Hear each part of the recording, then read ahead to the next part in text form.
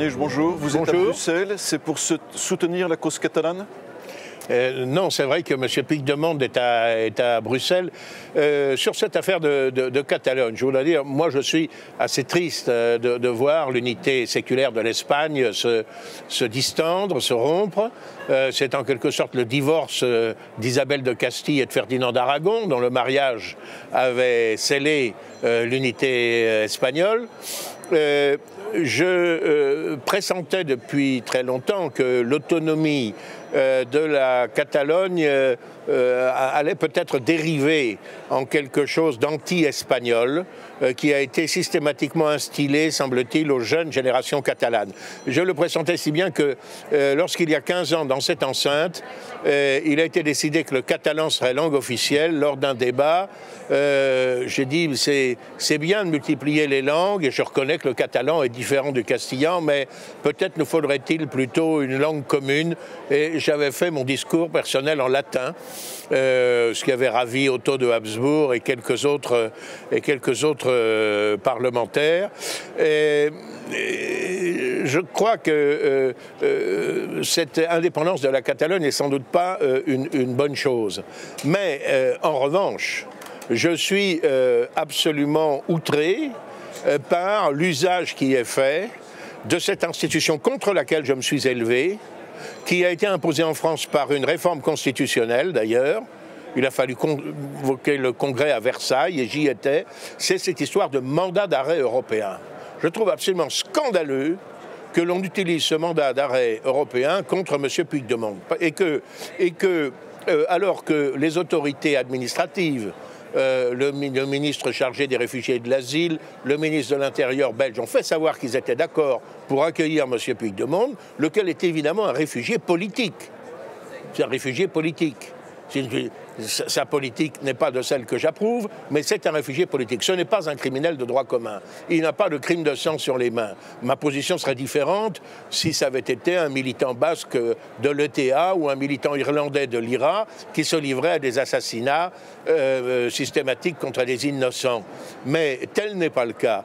Alors ce que je constate avec cette affaire, c'est que le monde entier a accès à l'Union européenne pour demander l'asile. Il suffit à n'importe qui venant d'Afrique, d'Asie, de mettre le pied sur le territoire allemand en criant « Asylum, Asylum », et à ce moment-là, on est assuré pratiquement de ne jamais sortir d'Europe. Tenez, savez-vous quels sont les plus importants, quel est le plus important contingent de demandeurs d'asile en France ? Ça nous a été révélé ce matin, je crois, par Euronews ou par France 24. Les Afghans ? Comment ? Les Afghans. Non, ce sont les Soudanais, figurez-vous. Alors que le Soudan n'a jamais été une colonie française, ça faisait partie de l'Empire britannique. Bon, il y a un quartier maintenant soudanais à La Chapelle, etc. Donc le monde entier a accès à l'Europe pour demander l'asile. Il n'y a que les Européens qui ne peuvent pas demander l'asile en Europe. Et je vois rétrospectivement, par exemple, que les partisans de l'Algérie française qui ont été judiciairement poursuivis dans les années 60 avaient trouvé refuge en Belgique, en Italie, en Espagne. Aujourd'hui, ce serait absolument impossible. Je trouve que c'est une perversion totale de l'idée européenne que ce mandat d'arrêt européen. Et comme toujours, on nous présente les choses pour réprimer le trafic de drogue, la pédophilie, etc. Et l'on s'aperçoit en réalité que de façon sous-jacente, il y a un projet totalitaire qui réprime les libertés publiques. Voilà ce que je pense de la présence ici de M. Puigdemont. Mais Monsieur Gollnisch, vous vous rendez compte qu'il y a également des délits qu'il est légitime de poursuivre. Par exemple, on se rend compte aujourd'hui avec l'affaire des Paradise Papers qui font suite à Panama Papers que d'importantes entreprises, que des personnalités connues utilisent l'Union européenne pour faire de l'évasion fiscale, légalement et illégalement. Je ne crois pas que ce soit l'Union européenne qui les utilise. En tout cas, l'Union européenne s'est montrée totalement incapable. S'il faut en croire ces nouvelles révélations, de juguler ce phénomène. Ça représente 60 milliards d'euros par an pour l'Union européenne. C'est très possible. J'ai l'impression que c'est... D'ailleurs, il n'est pas dit que ce soit illégal. Non. Alors c'est tout à fait, ça peut être tout à fait anormal et immoral, sans être illégal, mais en tout cas, moi je me souviens d'une déclaration fracassante de M. Sarkozy disant « les paradis fiscaux, c'est terminé ». On voit que ça n'est pas terminé. Mais puisque vous m'en donnez l'occasion, je vais quand même rappeler à propos de cette affaire, non pas des Paradise Papers d'aujourd'hui, mais des Panama Papers d'autrefois. Il y a une nouvelle qui est passée totalement inaperçue. C'est que l'AFP, qui est la plus grande, pratiquement la seule agence de presse française et à laquelle s'abreuve notamment toute la presse quotidienne, vient d'être condamnée en correctionnel pour fausses nouvelles, pour avoir prétendu à l'occasion des Panama Papers que le Front National avait bénéficié de ce genre d'évasion fiscale. Eh bien, l'AFP a été condamné, le journal 20 minutes qui avait repris la même information totalement fausse a été condamné aussi, mais cette condamnation publique, personne n'en a parlé. Oui, oui, je suis absolument affirmatif. Cette condamnation a des dommages d'intérêt qui sont ridicules. Ça, c'est toujours pareil. Si jamais quelqu'un du Front National diffame autrui ou simplement enfreint le politiquement correct, il est très lourdement condamné. Avant d'être parfaitement innocenté, moi j'étais condamné au profit d'une kyrielle d'associations à plus de 100 000 € de dommages-intérêts. Là, il s'agit quand même de quelque chose d'extrêmement grave, d'une information qui a été diffusée à des milliers d'exemplaires contre la réputation du Front National, de façon perverse, d'une manière qui n'était pas prouvée, et en période électorale, qui ne reposait absolument sur rien. Eh bien, je crois que l'AFP a été condamnée parce qu'on ne pouvait pas ne pas la condamner, mais condamnée à quelque chose comme 2 000 € de dommages-intérêts, ce qui est évidemment tout à fait ridicule. On voit là quelle est bien la partialité du système judiciaire français. Alors, c'est un peu une illustration du dicton. Et on te ment une fois, honte à la personne qui t'a menti. On te ment 2 fois, honte à toi.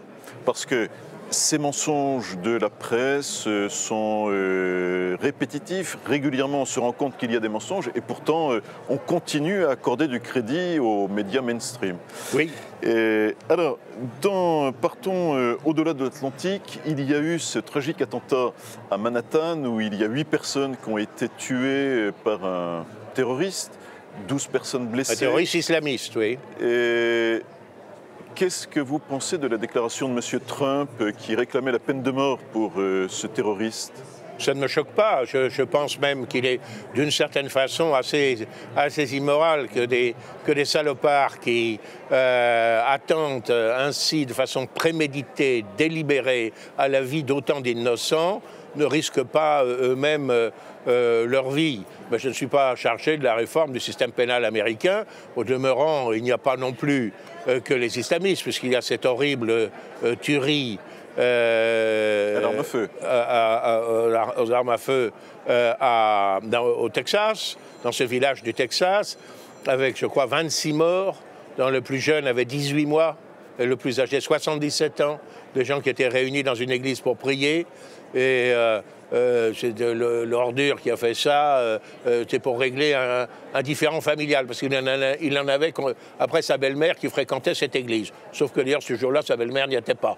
Bon, écoutez, ce que je sais que Trump a été aussi critiqué pour avoir dit, je crois, que cette affaire relevait plutôt du problème de la santé mentale de l'intéressé que du problème du commerce des armes.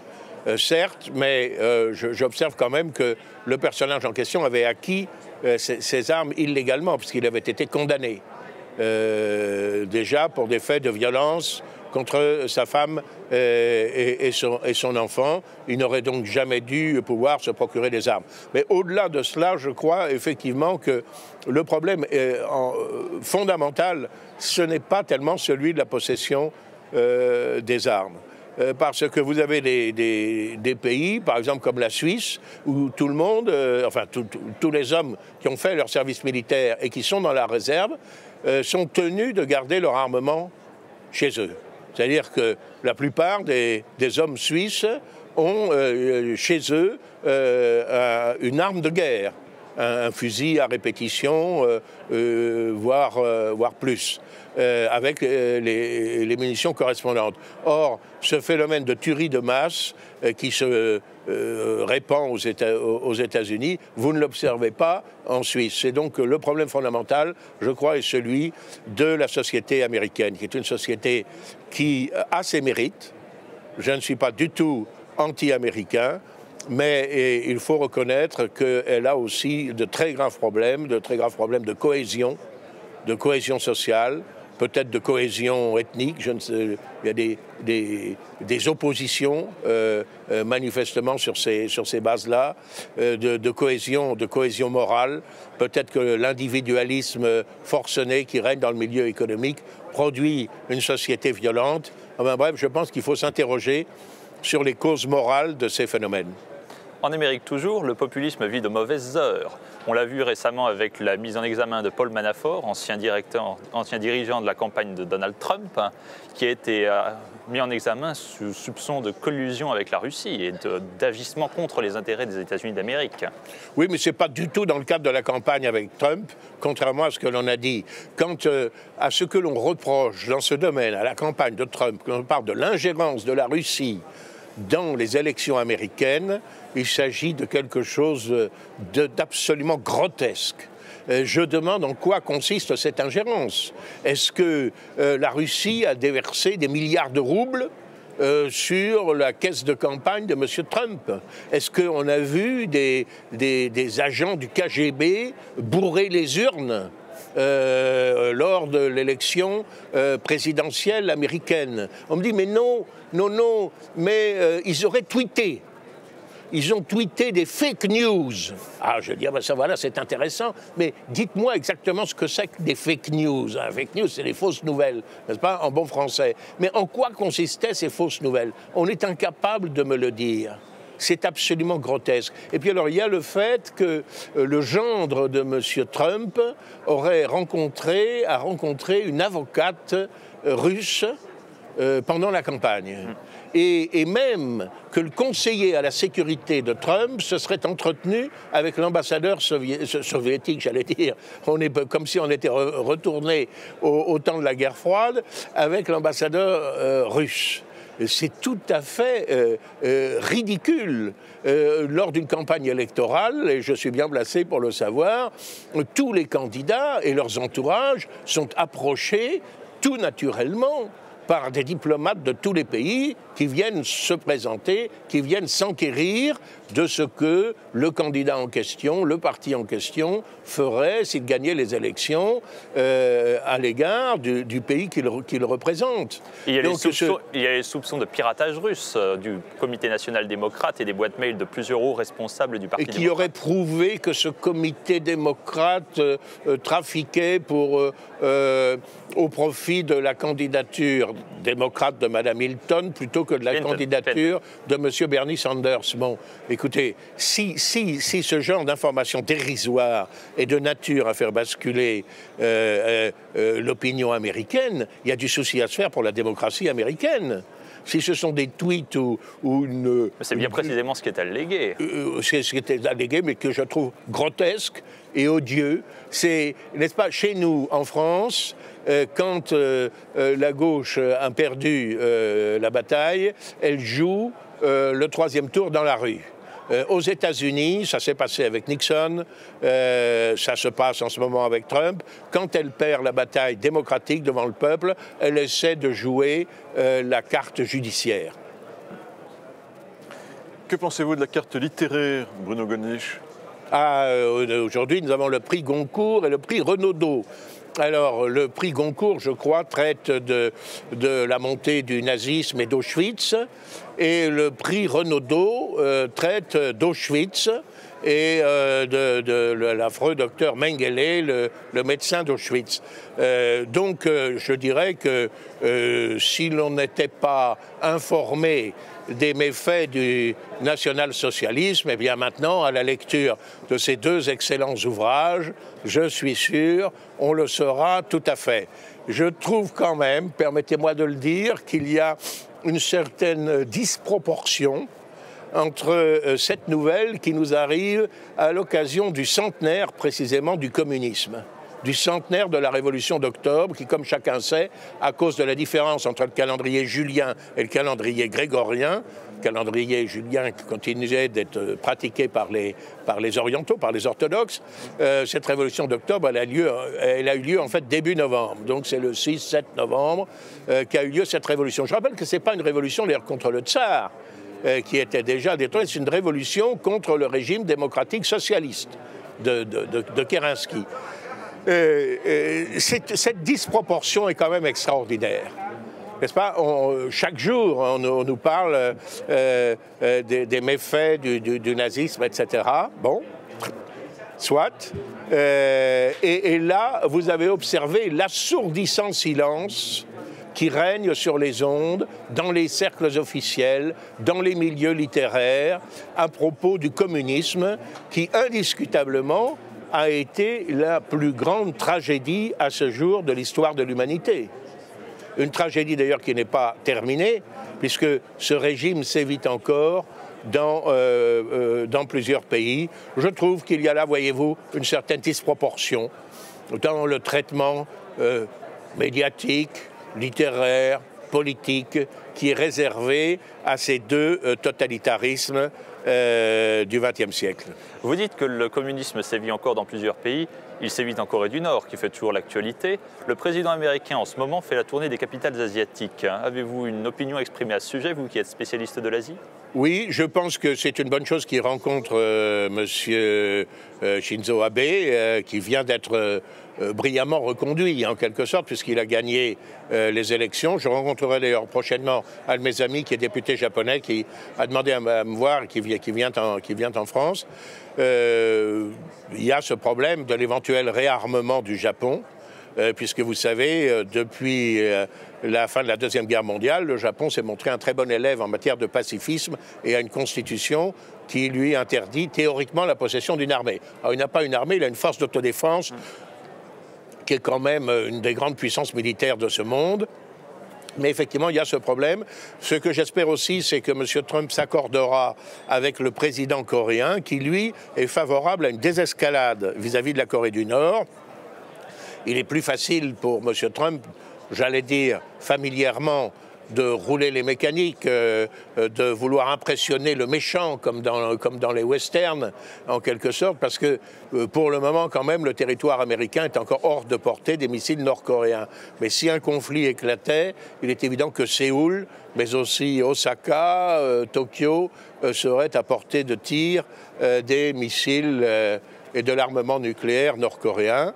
Je souhaite donc que ce voyage contribue plutôt en réalité à une désescalade, et ça n'est pas impossible. Ça n'est pas impossible. Est-ce que c'est le sentiment que vous avez eu à la réception de son Excellence M. Kim, ambassadeur de la Corée du Sud auprès des instances européennes, que vous avez reçu hier? Oui, j'ai été très sensible au fait que l'ambassadeur sud-coréen, qui est ambassadeur auprès de l'Union européenne, auprès du Royaume de Belgique, du Grand-Duché de Luxembourg et de l'OTAN, c'est donc un poste particulièrement important qu'il est demandé à me voir. Vous savez que je souhaitais prendre une initiative aux côtés de mon collègue Deva, qui est un conservateur britannique d'origine sri-lankaise, singalaise, si vous voulez, et qui est le président de la délégation chargée des relations avec la Corée, et qui souhaitait aller avec moi à Pyongyang. Apparemment, beaucoup de pouvoirs établis mettent, à commencer par la Commission européenne, mais pas seulement, mettre des bâtons dans les roues de cette initiative. Je ne sais pas si elle pourra avoir lieu, mais enfin, j'ai été très sensible à cette visite qui était extrêmement intéressante, je dois dire, et qui m'a montré que, peut-être avec quelques divergences d'appréciation, mais la Corée du Sud et le gouvernement sud-coréen lui-même est très favorable à une désescalade que je crois absolument nécessaire. Merci Bruno Gollnisch. Je vous en prie.